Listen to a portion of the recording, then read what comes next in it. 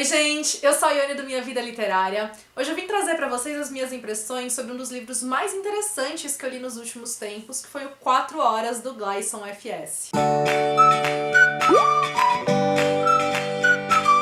Esse livro é uma autobiografia, então estamos falando de um livro de não ficção e que ele traz não só uma leitura que em si é muito instigante, mas temas que são bastante interessantes no mínimo. O Gleison tem apenas 32 anos, mas nessas 3 décadas de vida ele já realizou 11 cirurgias e esse livro nasceu após uma experiência um tanto quanto traumática que ele teve quando ele desenvolveu uma doença grave e que inicialmente ninguém sabia o que era. O livro começa com o Gleison narrando o que pra ele até então tinha sido o melhor mês da vida dele. Foi o mês de junho do ano de 2014, em que a vida dele estava ótima, tudo se encaminhando, com várias perspectivas. Até que um dia, subitamente, ele passou mal. E a condição de saúde dele foi se deteriorando da noite pro dia, numa escala assim absurda, a ponto de poucos dias depois ele sequer conseguir andar. Nesse meio tempo, ele fez toda uma peregrinação por diversos hospitais e postos de saúde de Porto Alegre, onde ele mora, porque, em geral, ele chegava, ninguém encontrava nada, ele era mandado de volta pra casa e demorou muito até que ele de fato conseguisse uma vaga no hospital em que ele fosse internado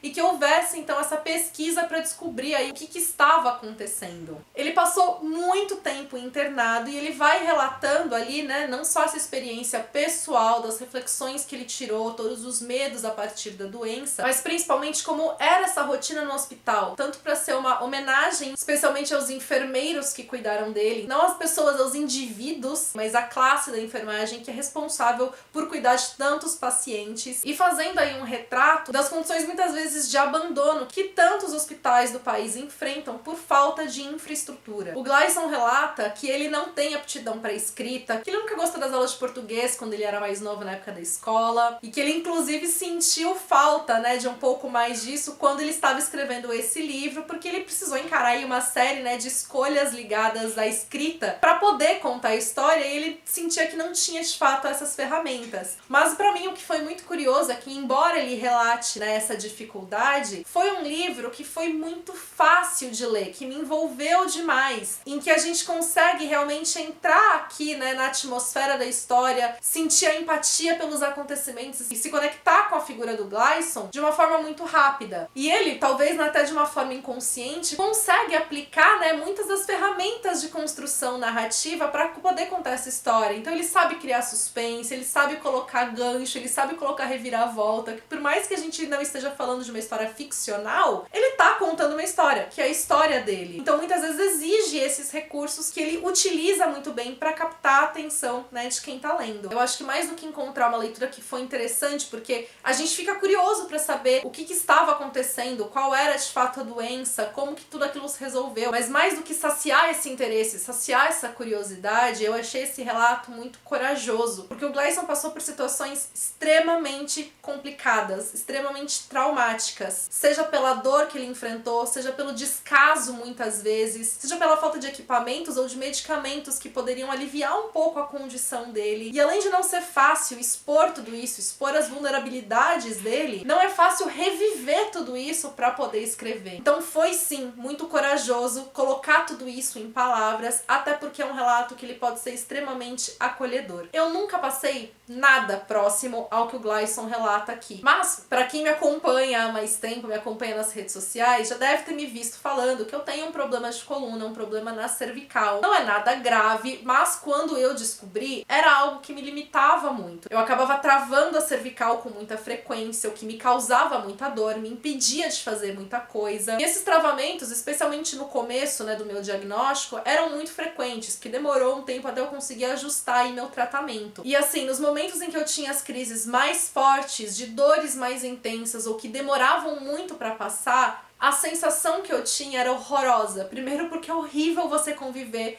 muito tempo com dor. A gente ficar com dor sem ela passar é um negócio que tira a gente completamente do eixo. Vem um medo muito gigantesco, porque eu ficava me perguntando como que vai ser minha vida daqui em diante se for sempre assim? Será que eu vou sempre ter dor? Será que vai ser sempre desse jeito? Será que eu não vou conseguir fazer as coisas que eu quero por estar limitada por causa da dor, de estar travada? Vem uma angústia muito grande da gente se sentir preso dentro de um corpo que tá falhando com a gente, da gente querer fazer as coisas e o nosso corpo ser incapaz de fazer aquilo. E o Gleison relata muito disso, né, conforme ele foi vendo o corpo dele falhando, obviamente, de novo, né, salvas as devidas comparações aqui, porque ele passou por algo muito mais traumático do que eu passei, mas muitos dos meus sentimentos eu encontrei aqui também através das palavras dele, por muito daquilo que ele viveu e sentiu também. Eu acho que as reflexões que ele tira a respeito disso, né, a forma de como a vida dele foi afetada por esses números imprevistos, né, de como isso colocou pra ele a sensação muito mais palpável, né, de que a gente não tem controle muitas vezes sobre o que acontece na vida, fez com que ele encarasse a maneira dele de viver de uma forma diferente. E eu acho que ele traz essas reflexões de uma maneira muito pertinente aqui também. Vale dizer, né, óbvio que a gente não pode deixar de lado, né, que o registro que ele faz da falta de infraestrutura dos hospitais públicos é um registro muito importante e que entra numa questão que é extremamente relevante para nossa sociedade. O SUS é um sistema maravilhoso, é um sistema que salva vidas e foi o sistema a partir do qual foi possível receber tratamento, porque na época ele não tinha convênio, por exemplo, ele não tinha como ser atendido num hospital particular. Não fosse o SUS, ele não teria conseguido receber o tratamento que ele precisava. Mas ao mesmo tempo, ele também passou por inúmeras situações que poderiam ter sido evitadas se os hospitais recebessem investimento, se a equipe fosse bem paga. Enfim, vários problemas que a gente já tá cansado de saber, porque a gente ouve os relatos por aí, ele fala muito também, né, de como ele sempre ouvia aquilo de uma forma distante, mas vivenciar tudo aquilo foi muito mais assombroso, foi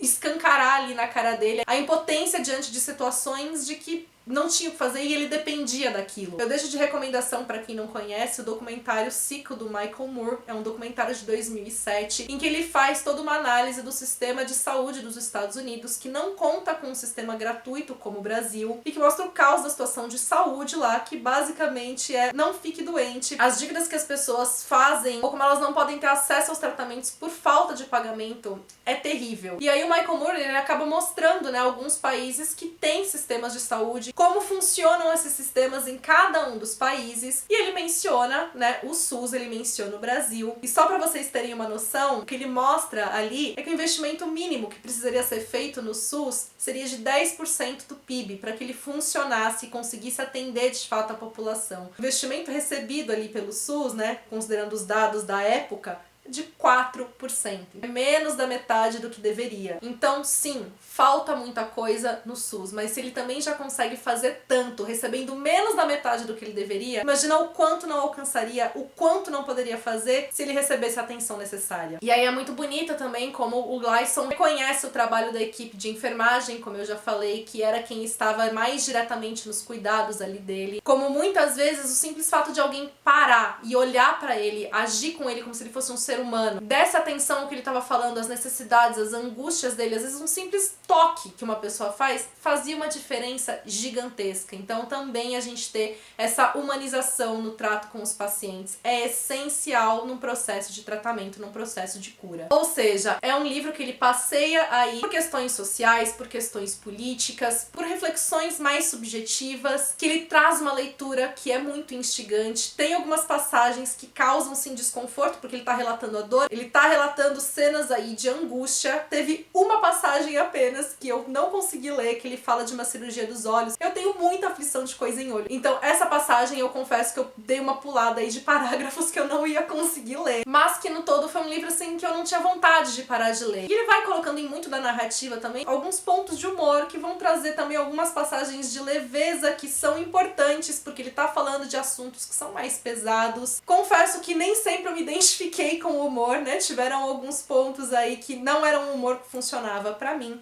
mas que no geral foi uma leitura que eu gostei muito. Em aspectos mais técnicos, é um livro que ele poderia ter recebido alguns ajustes no processo de edição, então a gente tem uma mescla aqui de uso de tempo verbal no passado e no presente misturados, né, de uma forma que não deveria acontecer, mas que é comum quando a gente tá falando de autores iniciantes. E de novo, o Gleeson é alguém que se pronuncia como não tendo aptidão para escrita, e mesmo assim ele fez um trabalho muito bom como escritor. Algumas informações que poderiam ter sido suprimidas, porque a gente tem algumas repetições de informação, e mesmo os capítulos finais, né, eu acho que tem um capítulo em específico mais pro final que ele tem muita cara de fechamento de livro, né. Eu acho que ele poderia ter sido jogado ali realmente como encerramento, porque ele tem essa cara de final. E alguns dos eventos que acontecem no fim também daria pra dar uma resumida ali, pra gente não sentir que o livro tá se estendendo além do que ele se propôs a contar. Mas, de novo, tudo é muito justificável, até porque também esse é um projeto que foi publicado através de financiamento coletivo. Existe todo um processo diferente e que também não afetou a minha experiência de leitura. Como eu falei, foi uma leitura que eu gostei muito de fazer. Para quem se interessou, o livro tá disponível para compra no site da editora que realizou o processo editorial. Me contem aqui nos comentários se vocês se interessaram pela leitura. Se você gostou desse vídeo, aproveita, deixa aqui sua curtida, que isso ajuda demais na divulgação do meu trabalho. Para quem tá chegando por aqui agora, seja bem-vindo, seja bem-vinda. Aproveita, se inscreve, ativa o sininho para não perder as notificações de vídeos novos e me acompanha também nas demais redes sociais. Por lá a gente tem um contato mais próximo. Beijos pra todo mundo, até o próximo vídeo.